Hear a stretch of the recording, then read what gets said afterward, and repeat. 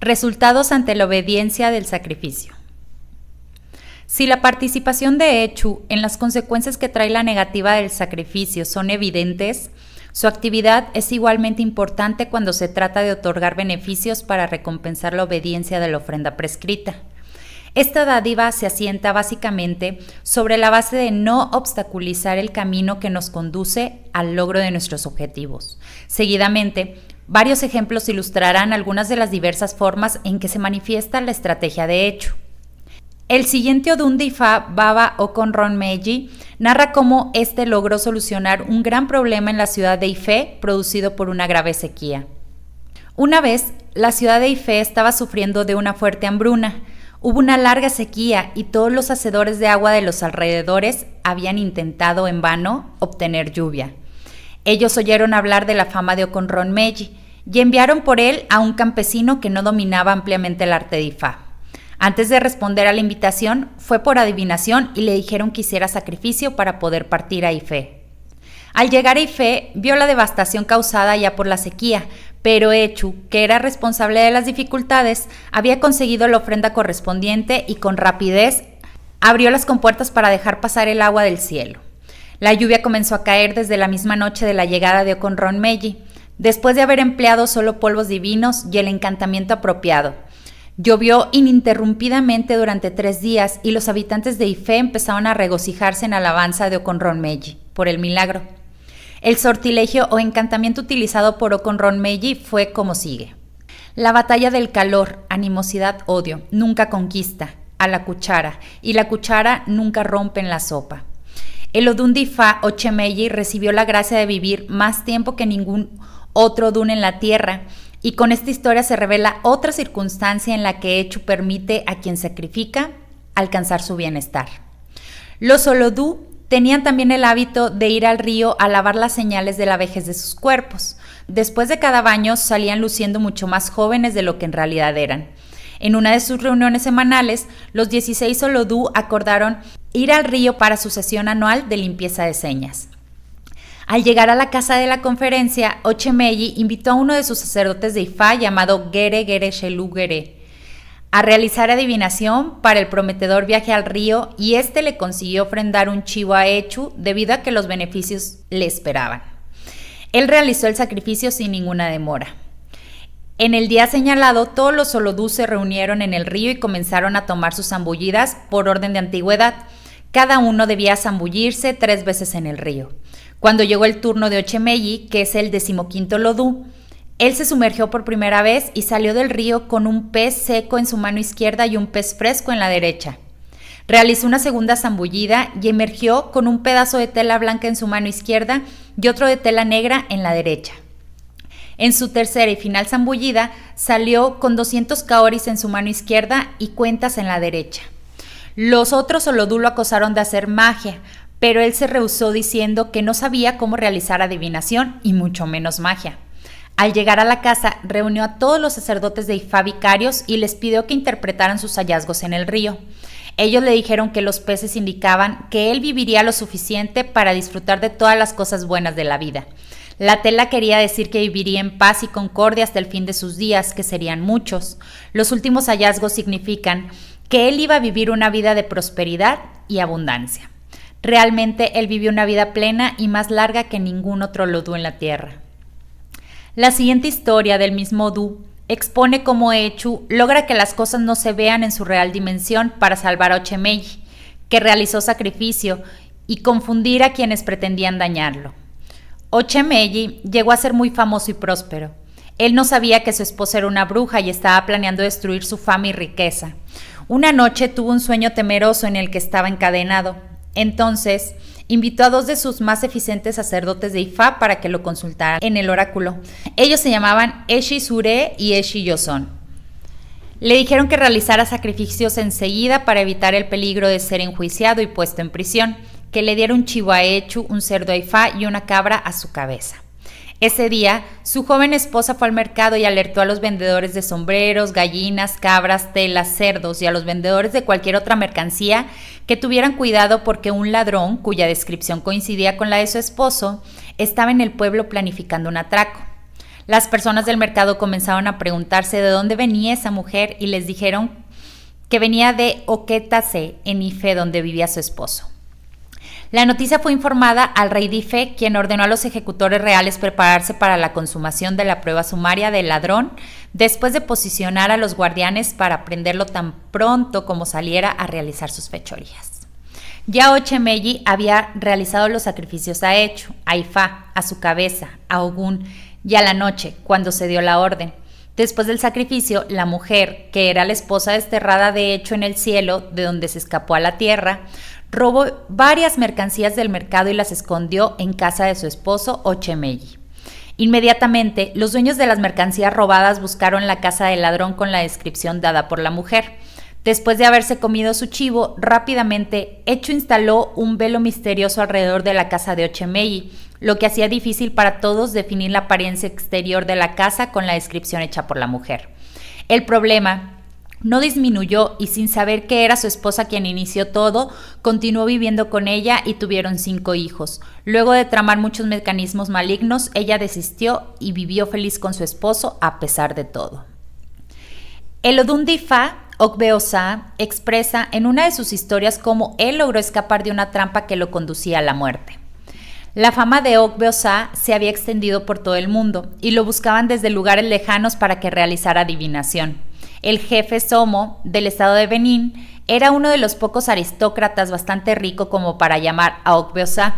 En su viaje a Benín fue acompañado por uno de los sustitutos, llamado Awoka-Juko y apodado el Espejo Redondo.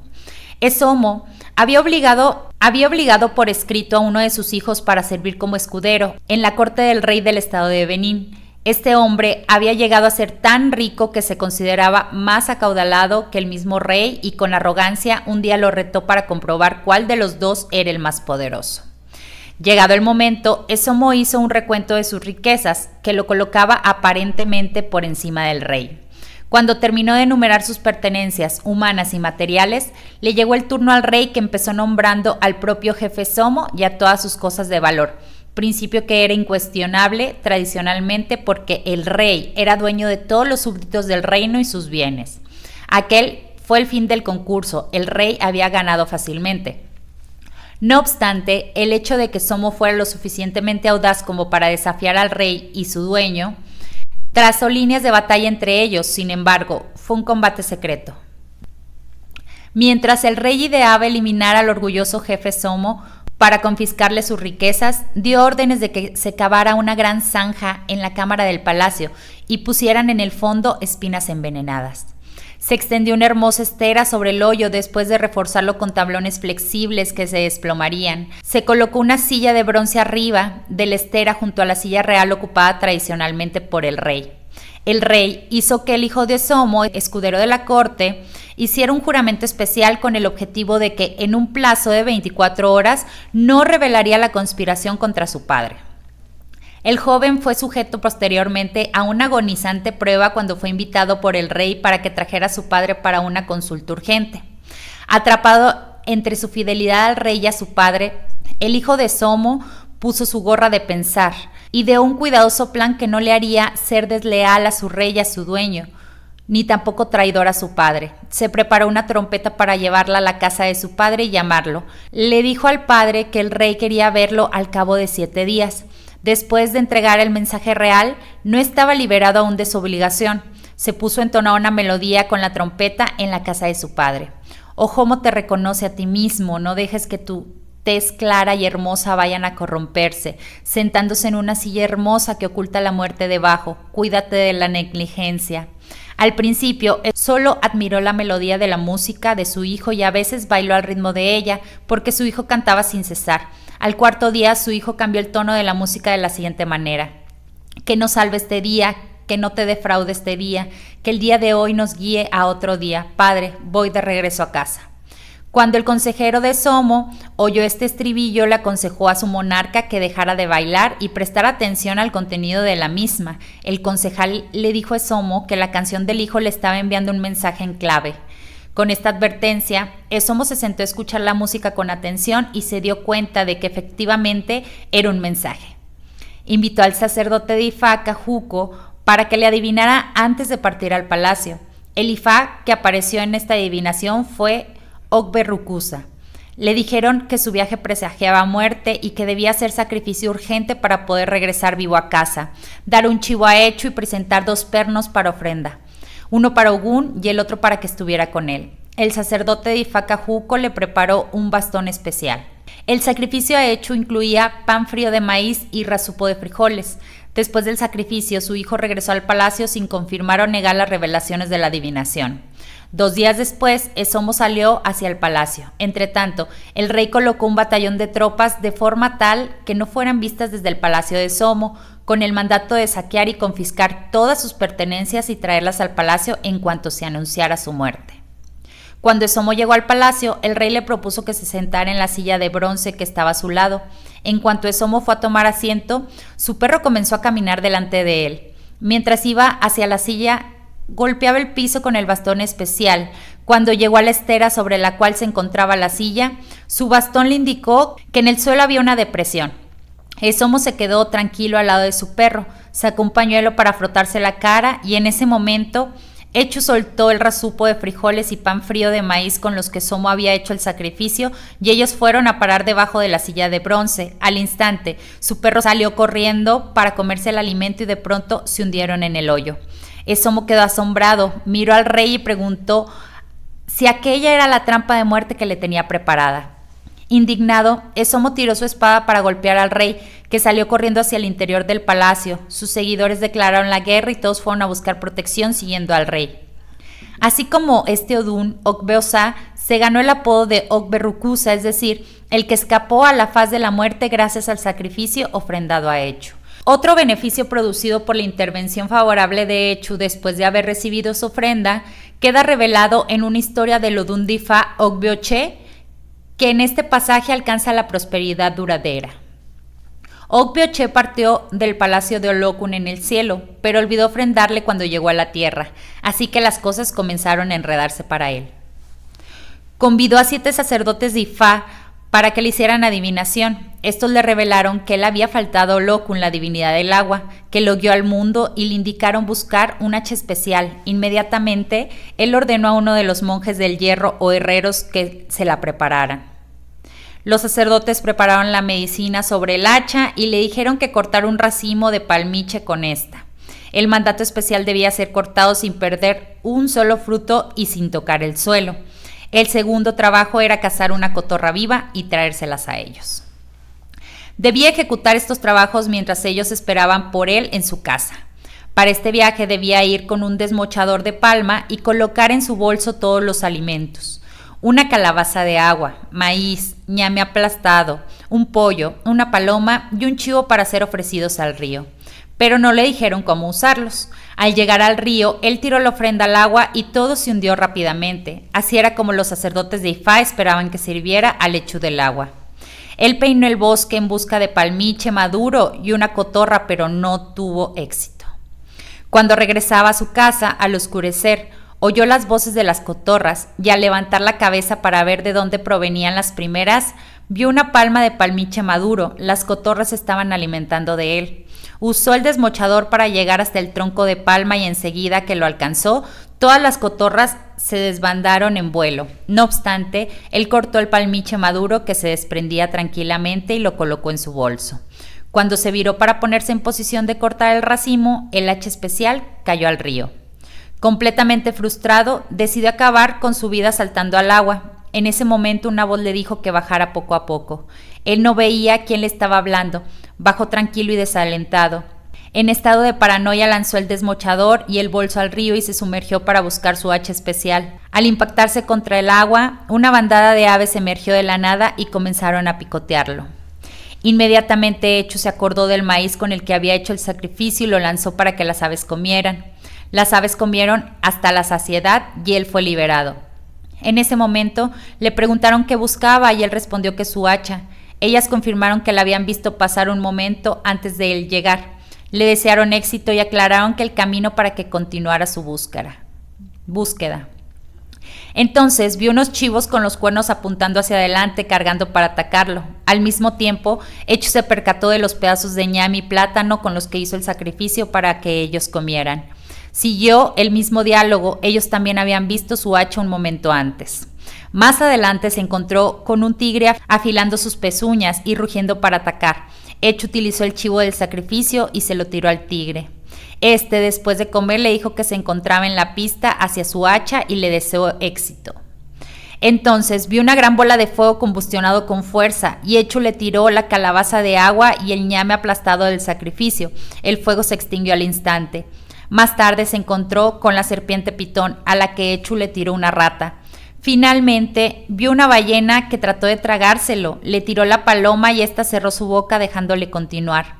La ballena le dijo que el hacha había entrado en el palacio de Olokun y ahí se dirigió. Olokun, que en la noche anterior sacrificó un chivo a Echu, se había reunido con sus 14 sacerdotes de Ifá para que ellos, a través de la adivinación, determinaran qué hacer ante su esterilidad. El oráculo reveló que la solución estaba en buscar un hacha preparada por un herrero para ellos hacer un sacrificio especial. En recompensa por el chivo que se comió, Echu ideó robar el hacha de Ogbeoche para traerla a Olokun. Al mismo tiempo, fueron los ofrecimientos de variados platos hechos por Ogbeoche a Echu, por lo que él decidió guiarlo a través de lo mucho y lo poco hasta la prosperidad en el palacio de Olokun. El hacha misteriosa cayó dentro del palacio de Olokun y fue detenido por el sacerdote de Ifá que esperaba de guardia, quien lo encerró en un cuarto. Casi inmediatamente llegó Ogbeoche y el sacerdote Ifá le objetó si él venía a probarlos. Él respondió que lejos de venir a confrontarlos, le seguía el rastro al movimiento de su hacha, que le había escapado de las manos misteriosamente. El sacerdote Ifá le preguntó si la reconocería al verla y él respondió que sí. Ogbeoche fue llevado a una habitación donde había varias hachas de oro, plata, latón, plomo y caoris, pero dijo que la suya era de hierro y no estaba ahí. Lo llevó a una habitación de hachas en desuso. Él miró, vio la suya y la cogió. Entonces fue enfrentando el hacha en mano a Olokun, la divinidad del agua. Después de explicar a la deidad la significación del hacha, prefirió morir antes que dejarla porque de ella dependía su vida. Olokun se ofreció a comprarla, pero él se rehusó. Perpleja, Olokun le preguntó: ¿estarías dispuesto a separarte de ella si te conviertes en un hombre próspero? Después de pensar por un momento respondió: si el hacha fue creada con el propósito de volverme próspero, no me importa entregarla bajo esa condición. Olokun ordenó a sus jefes de la servidumbre moldear a Ogbeoche con todos los bienes parafernales y apoteosis de las riquezas y la prosperidad perdurables. Cumplida la orden, lo llevaron ante Olokun para ver si su molde de prosperidad había llegado al apogeo. Olokun dijo que si ella lo tiraba al aire y todos los animales lo aclamaban, significaría que su prosperidad estaba completa. Pero si los animales del aire aplaudían y los de la tierra no, significaba que todavía no estaba bien. Lo lanzó al aire y los animales del aire lo aplaudieron, pero los de la tierra se mantuvieron callados. Entonces, Echu le susurró a Olokun que como ella era la reina del agua, podía ordenar al hombre rey de la prosperidad en la tierra, y ésta sí lo hizo. Al lanzarlo por segunda vez, todos los animales lo aclamaron, lo que significó que su prosperidad estaba completa. Entonces pidió los instrumentos con los que fue moldeado para no regresar a su casa con las manos vacías. La siguiente historia también se enmarca el beneficio que propicia Echu por el sacrificio realizado, convirtiendo a Etura-Meyi en uno de los hombres más ricos del mundo que le tocó vivir.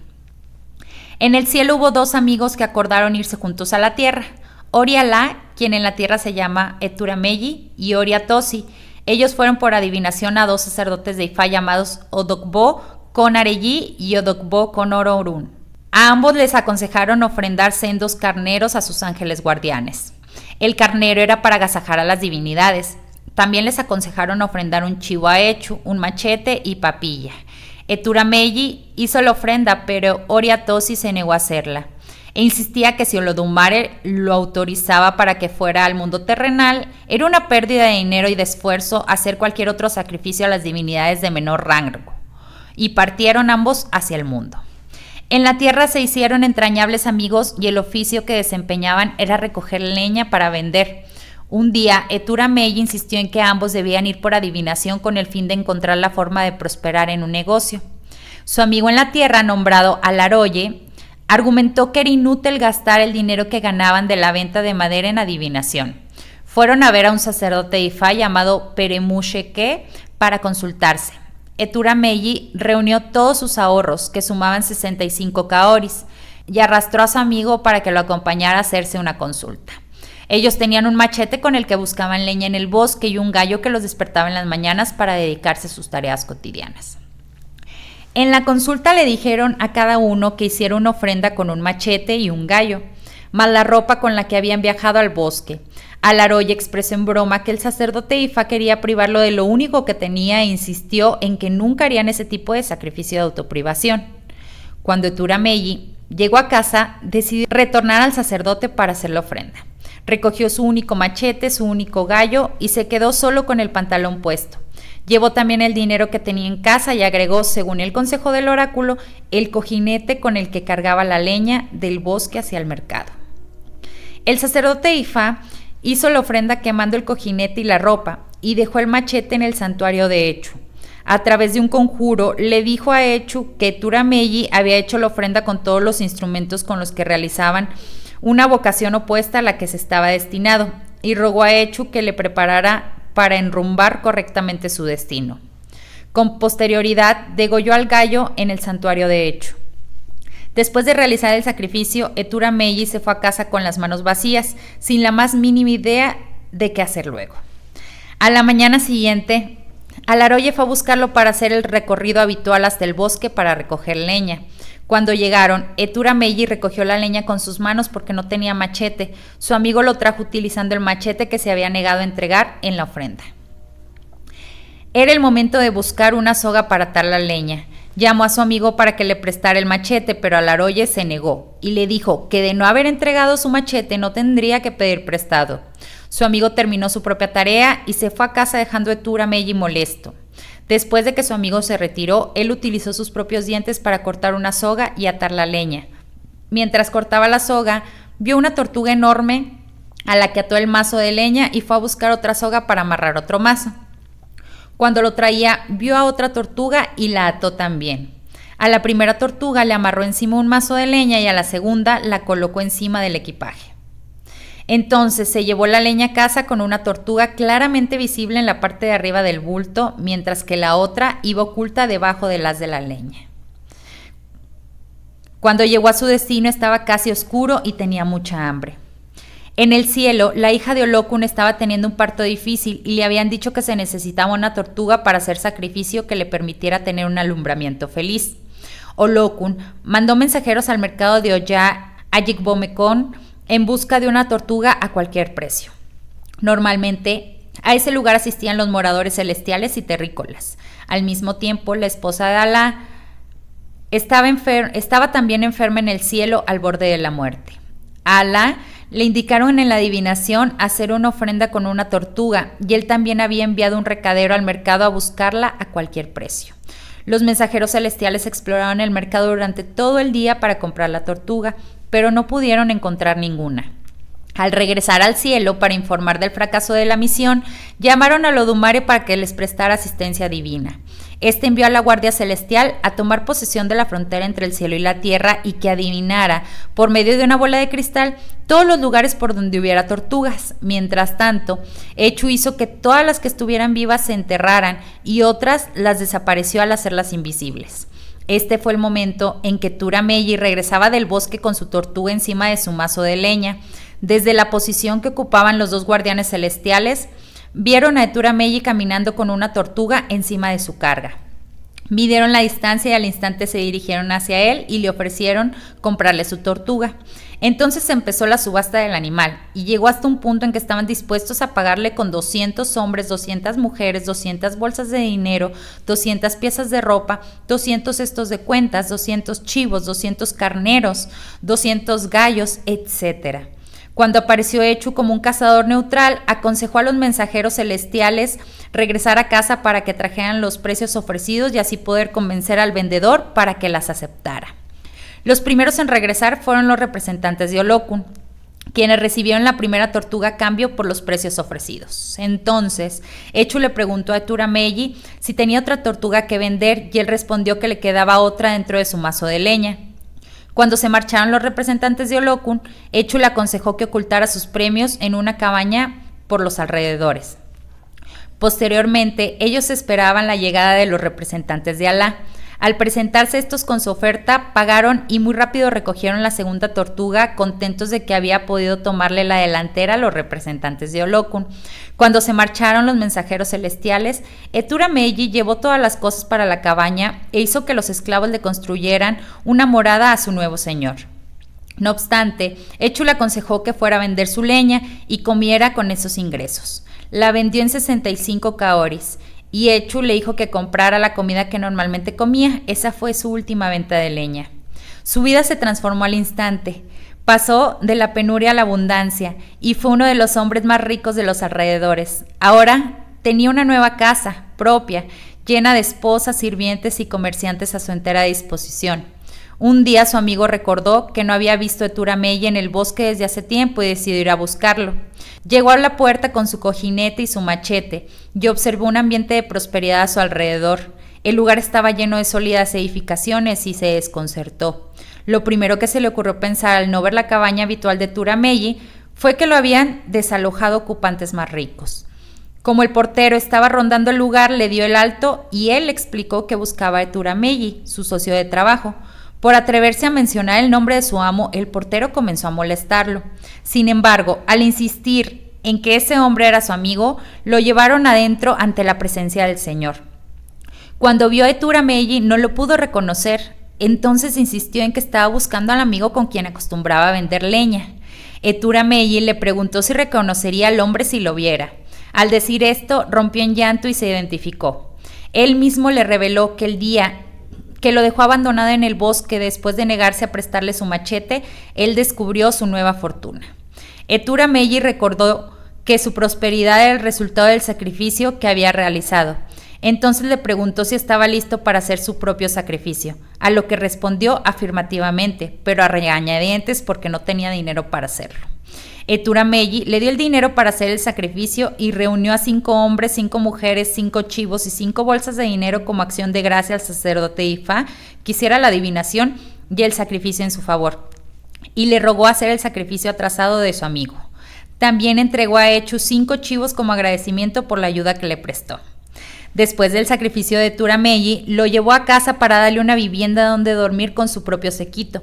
Ambos vivieron juntos y prosperaron enormemente en lo adelante. Se mantuvieron muy apegados al sacerdote Ifá, que hizo las consultas y los sacrificios en su beneficio. Echu fue quien hizo que la hija de Olokun y la esposa de Alá se enfermaran. Fue también la causante del ocultamiento de todas las tortugas existentes en el cielo y en la tierra, y fue quien inventó los subterfugios para crear un ambiente favorable, con el fin de prestarle ayuda a Etura-Meji. Cuando la Guardia Celestial regresó al cielo, informó a Lodumare del alto costo pagado por comprar una simple tortuga en la tierra.